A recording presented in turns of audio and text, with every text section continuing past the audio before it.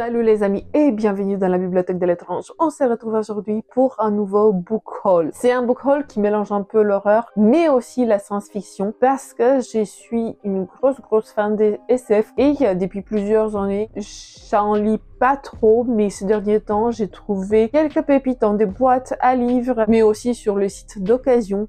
Du coup, ça va être un mélange. Mais bon, sans plus attendre, on va rentrer dans le vif du sujet.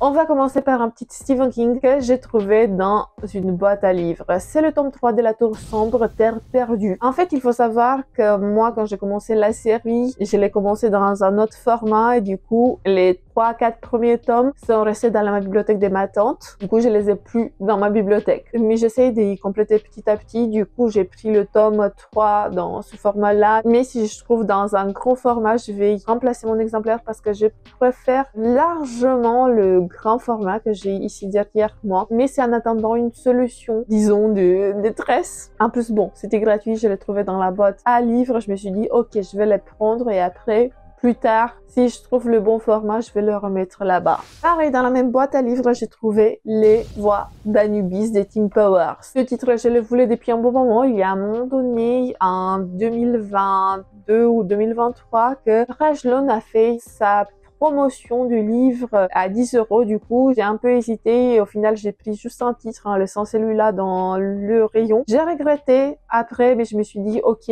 franchement, je vais le trouver en occasion. Au final, je l'ai trouvé dans une boîte à livres. Dans ce récit, on suit un jeune professeur californien. Il va vivre une aventure folle, car à un moment donné, je sais pas, lors d'un colloque ou un truc comme ça, une brèche vers le passé va s'ouvrir et du coup, il va être ramené dans un passé plus ou moins longtemps, dans les années 1800. Et dans ce passé-là, il y a des créatures qui sévissent, il y a des sectes bizarres, il y a toute une sorte d'horreur qui se matérialise dans son univers et pareil, il va être ramené, remonter encore le temps, d'aller dans les années 1600. Et dans ces années 1600, il va devoir faire face à une secte qui voue un culte au dieu égyptien Anubis. On va suivre son parcours et son aventure intemporelle. On va suivre ses sauts dans le passé, présent, futur, je sais pas exactement. Mais en tout cas, j'ai entendu que du bien. J'ai entendu beaucoup d'avis assez positifs sur le booktube des Ténébrisomnia, mais aussi de Dark Regal. C'était une aventure assez intéressante et je suis franchement intriguée.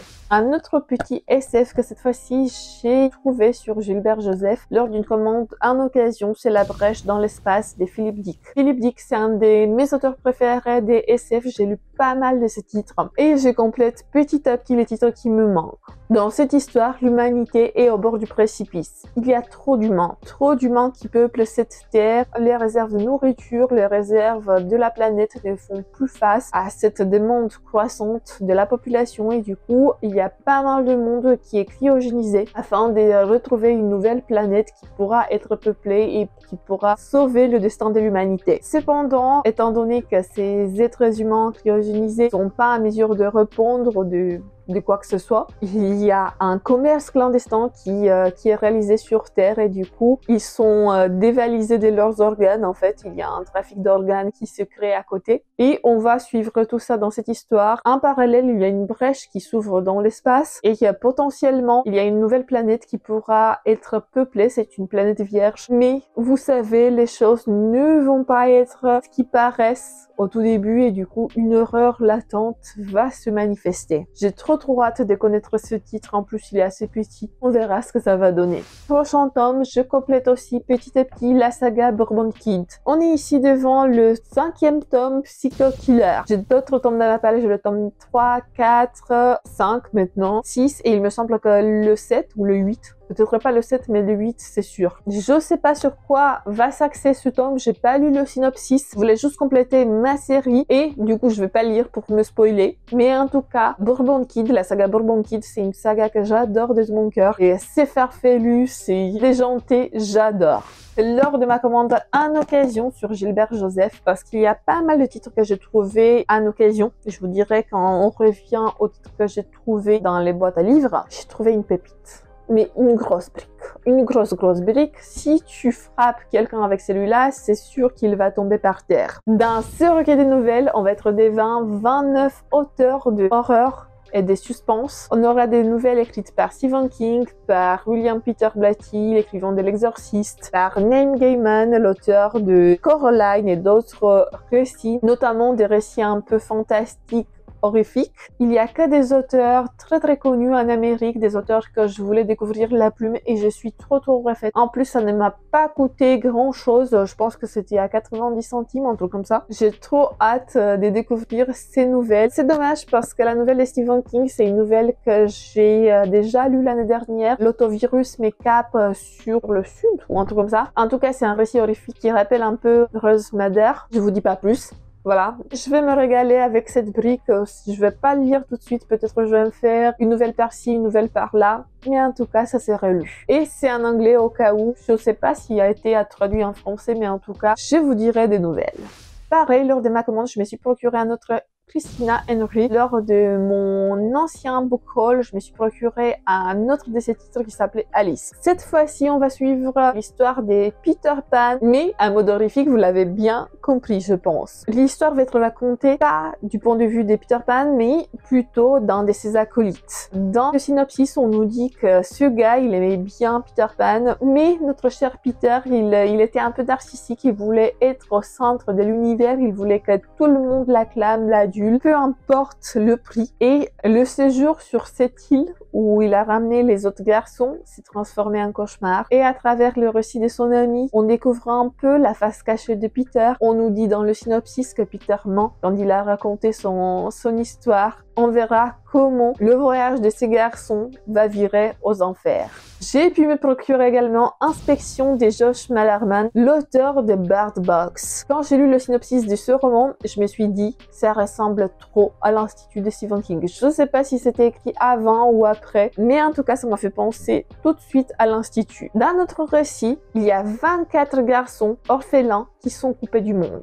Ils vivent dans une école enfermée au bord ou à l'intérieur de la forêt et on les entraîne pour devenir des génies. À l'autre bout de la forêt, il y a un autre institut qui est pareil que l'institut des garçons, mais cette fois-ci, c'est un institut pour les filles. Il y a 24 filles, 24 orphelines qui sont élevées pour devenir des génies, mais on ne sait pas pourquoi. Dans chaque institut, il y a un petit enfant qui va se poser des questions, qui va essayer de mêler le vrai du faux. Et à un moment donné de notre histoire, ces deux enfants, ces garçons et cette jeune fille vont se rencontrer et vont découvrir l'horreur qui se cache derrière ces instituts. Je sais pas plus, mais en tout cas, ça m'a intriguée, ça a titillé ma curiosité et j'ai trop envie de découvrir Inspection de Josh Malerman. Surtout que c'est encore un huis clos. Je pense que je vais me régaler. On va faire maintenant un détour vite fait dans la boîte à livres parce que j'ai trouvé quelques autres pépites. J'ai trouvé 2 mangas. C'est assez rare de trouver des mangas dans les boîtes à livres. J'ai trouvé le tome 1 et 2. Le Samouraï Bambou. C'est un manga d'auteur. C'est un manga qui ne rentre pas dans le code actuel, disons, de shonen, bataille, etc. C'est un peu un manga à l'ancienne. Mais moi, ce type de manga, je l'adore. Je pensais que c'était un titre en 2 tomes, et malheureusement, il est en 7 tomes chez une maison d'édition que j'apprécie pas forcément. Mais je verrai si je pourrais le retrouver en occasion. Si jamais j'aime bien ces 2 premiers titres, je vais faire l'effort d'aller vers cette série. Mais en tout cas, ça a l'air chouette. Je vais pas vous laisser comme ça, je vais vous dire quand même le petit synopsis parce que bon, on n'est pas des brutes. Dans cette histoire, on suit un samouraï dans un Japon un peu féodal. Notre samouraï, il mène ses journées paisiblement, il discute avec tous les habitants de la ville, de sa région, etc., etc. Mais à un moment donné, il y a un groupe des gens qui vont lui chercher des noises. Parce qu'il a le chaud bouillant, notre samouraï va sortir son épée et il va leur faire la fête. Je pense pas qu'il va les tuer, mais en tout cas, il va leur donner une très bonne leçon. Mais cela se fait, il est pas très bien vu dans la société. Du coup, à partir de ce moment-là, il se décide de ne plus faire appel à la violence, juste dans un cas extrême, et de porter à sa ceinture une épée en bambou. Si quelqu'un l'attaque, bon, il va dégainer, mais il va pas faire des victimes, il n'aura pas vraiment des blessés graves. Et à partir de ce moment-là, on suit notre samouraï. C'est pourquoi le titre porte le nom de Samouraï Bambou. Je suis curieuse de connaître cette histoire. Les dessins sont vraiment à l'ancienne. C'est, quand je vous disais, c'est un truc très spécifique. Mais ça a tout pour me plaire. J'ai trouvé également Les Fontaines du Paradis d'Arthur C. Clarke. Pour ceux qui ne savent pas, c'est l'auteur de l'Odyssée spatiale. J'avais adoré cette série. Même Les Fontaines du Paradis, je l'ai lu par le passé, mais je ne l'avais plus dans ma bibliothèque. Il est resté dans la bibliothèque de ma tante. Du coup, je le voulais. Franchement, Arthur C. Clarke écrit de la SF, des très bonnes factures. Je suis très heureuse de l'avoir à nouveau dans ma bibliothèque. Dans cette histoire, on va suivre un ingénieur des génies qui veut faire une passerelle entre la Terre et l'espace. Il souhaite réaliser un escalier qui va aller jusqu'en espace, sauf que pour réaliser cela, il va devoir piétiner le mont sacré de certains moines. Bien évidemment, ces moines, ils sont pas d'accord. Ça va engendrer des tensions. Je vous dis pas plus, mais en tout cas, c'est un SF très intéressant. Voilà. J'ai trouvé également Pourquoi j'ai mangé mon père. Je l'ai vu passer une fois sur le Booktube. Je me rappelle pas sur la chaîne des qui. Ça fait de toute façon 4 ou 5 ans que je l'ai vu passer. Et quand je l'ai vu dans la boîte à livres, je me suis dit, mais celui-là, j'ai entendu parler. J'en ai entendu parler. Du coup, je me suis laissé tenter. Je me suis dit, ok, ça paye pas de mine. C'est un petit récit. En plus, il est tout neuf. Quelqu'un l'a lu une fois, il l'a déposé là-bas. Pourquoi pas? Dans cette histoire, on va suivre des pithécanthropes. On est à l'âge de pierre, quand les humains n'étaient pas évolués. Et apparemment, on va voir un peu l'évolution de ces êtres, on va voir comment ils vont trouver le feu, on va voir les interactions entre les mâles et les femelles, et comment cette évolution va s'accentuer au fil du temps. Je sais pas plus, ça a l'air chouette. Ça parle de la préhistoire, je pense pas avoir lu un autre titre qui en parle. Bon, à part un manga qui s'appelle Aku le chasseur, qui est une bouse totale, pour moi en tout cas. Voilà, on va tester. Pourquoi j'ai mangé mon père. Par la même occasion, j'ai trouvé Le Fils de l'homme de R. Silverberg. Je connais pas du tout cet auteur, je connais pas du tout cette histoire, mais j'ai vu la couverture et je me suis dit ça a l'air chouette. Ça me fait penser un peu à un cadre onirique, un peu Lovecraftien, mais c'est plutôt de la SF. Il y a un être humain qui va se retrouver transporté dans un univers sur une planète un peu vierge et il va découvrir un peu l'évolution de la planète, des végétaux, des vivants. Et on va voir un peu son épopée. Comme je vous disais, c'est des manières très oniriques. On va voir ce que ça va donner. Quand j'ai lu des avis, j'ai vu des bons avis, mais aussi des mauvais avis. À voir. Et on va retourner maintenant à notre passion, l'horreur. Je me suis procuré Batman de Dathan Auerbach. J'avais lu de cet auteur Pen Pal qui n'a pas été traduit encore en français. C'est une tuerie, un court roman, mais très captivant qui parle d'un petit garçon. Dans cette histoire, qui fait 500 pages environ, on nous parle de kidnapping. 5 ans plus tard, après la disparition de son petit frère qui avait 3 ans, Ben est toujours à sa recherche. Il n'a pas perdu espoir. Ben ne comprend pas comment son petit frère a pu disparaître dans ce magasin, dans ce supermarché alors qu'il était à côté de lui. Il ne s'explique pas comment son petit frère s'évanouit dans la nature et après 5 ans plus tôt, il cherche toujours des réponses. Sa famille est déchirée, sa mère et son père sont toujours en détresse et Ben, qui vit dans une ville qui n'a pas l'air top non plus, Ben va décrocher un job dans ce magasin où son petit frère a disparu. Les choses ne vont pas s'arranger car des trucs bizarres vont se passer dans ce magasin. Des bruits, des rumeurs, même une apparition spectrale, bizarre. J'ai trop hâte de connaître Batman de Dathan Auerbach. Ça a l'air trop chouette. Et parce qu'on aime bien les créatures, les prochains titres vont nous servir très bien. Je me suis procuré les tomes 1 et 2 de l'historienne de Dracula. Normalement, dans la version anglaise, ce titre, il est dans un seul tome qui fait plus de 1000 pages. C'est une grosse brique. Même en prenant juste un tome, c'est des briques.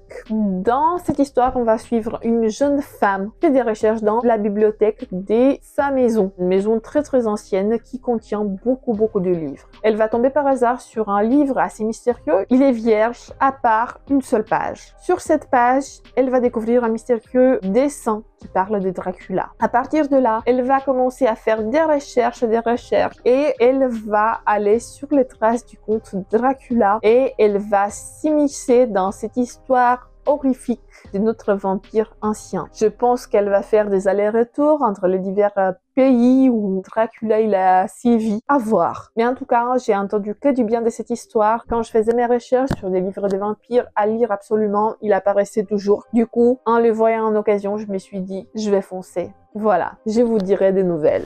Parce que vous me l'avez conseillé et parce que j'adore Robert McCammon, je me suis procuré L'or du loup. Bon, je peux pas trop vous montrer toute la couverture parce qu'il y a un symbole de la Deuxième Guerre mondiale qui risque de faire des ravages dans cette vidéo. Voilà, je vous dis pas plus. Dans cette histoire, on va suivre Michael Galatin, qui est un as de l'espionnage. Et en même temps, ce gars, c'est un loup-garou. Voilà. Lors de la Deuxième Guerre mondiale, il est envoyé sur le front pour déjouer les plans des nazis. Du coup, en se fiant à ses talents de loup-garou et d'as en espionnage, il va devoir déjouer les plans de ces méchants de l'histoire et il va être entraîné dans une aventure pleine d'horreur. C'est L'or du loup de Robert McCammon. J'ai trop envie de lire ce titre. Comme j'ai envie de lire toute la bibliographie de cet auteur, il me manque, il me semble, Zéphyr Alabama, qui a été traduit également en français. J'en ai quelques titres de sa plume. Voilà, Robert McCammon, une valeur sûre. Parce que j'aime bien les histoires post-apo des zombies, je me suis procuré le premier tome d'Infection de Craig Deloy. J'ai entendu beaucoup de choses sur la plume de cet auteur, notamment sur d'autres ouvrages qui malheureusement ne sont pas traduits en français. Du coup, je me suis penchée sur ce roman des zombies. Je dis, ok, ça marche, je vais découvrir sa plume, ça parle des zombies, je suis partante. Dans cette histoire post-apo, les zombies ont ravagé la Terre. Après 3 jours d'infection avec ce virus, il y a quasiment que des morts vivants sur la planète. À part un groupe de survivants qui vont essayer d'entraver cette infection, mais aussi de survivre par la même occasion. Il y a certains qui vouent une haine profonde à ces êtres qui les ont privés de tout leur avenir, de toutes leurs relations. Il y a des personnages divers et variés avec des profils venant de partout, de tout milieu social. Et on va être entraîné dans une épopée où le sang et la maladie vont être omniprésents. J'ai trop hâte de découvrir Infection de Craig Deloy. Et le dernier que j'ai trouvé dans une boîte à livres, c'est Minuit 2 de Stephen King.